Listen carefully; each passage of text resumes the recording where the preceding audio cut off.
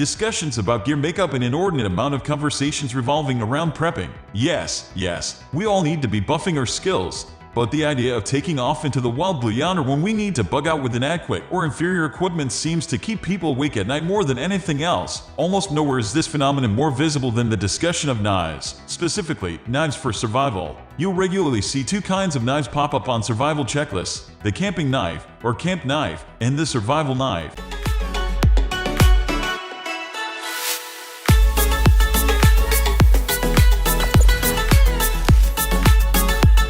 As I mentioned above, a camp knife is usually a smaller version of a bushcraft knife. These knives are stoutly built, rugged, durable, and able to take abuse that would send lesser knives packing. As a general rule, a camp knife is certainly a fixed blade with an edge that is conservatively ground, intended to extend the longevity of the working edge versus enabling hair-popping sharpness, which is entirely unnecessary for the common problems it is expected to deal with. Camp knives will have blades that are thick with squared-off spines to make them a little easier to baton into wood for splitting and notching. The tips are typically spear or drop point, sometimes sheepfoot or a hybrid thereof. And once again, this makes them useful for a variety of chores like digging, scraping, even drilling, things that are considered extremely abusive to typical knives. This enables them to do their work with less risk of breaking a tip. The handles of camp knives are as a rule fairly pedestrian, lacking majorly aggressive texturing or other features which are apt to cause blisters when they are in the hand doing work for a long time. Security is usually afforded by a finger choil or ramp near the spine of the blade to prevent the hand from slipping over the edge during work.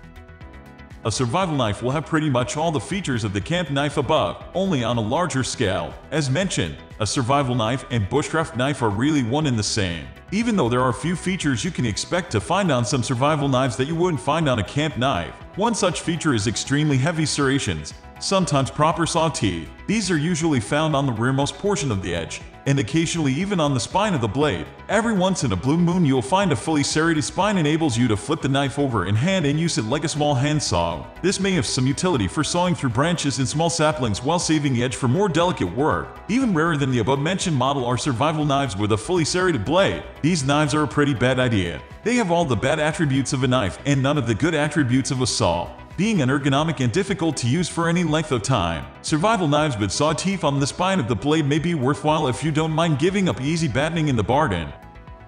The difference between survival and camp knives is mostly one of size. Camp knives are the smaller of the two, but both are oriented for the kind of outdoor survival chores that you will need to accomplish on extended forays and stays in the wild. Comparing two strong competitor models is not just an easy task. However, we've done a little, but choose yours one according to your preferences. This video is just to help over the topic. Hope this video helped you out. Thanks for watching till the end.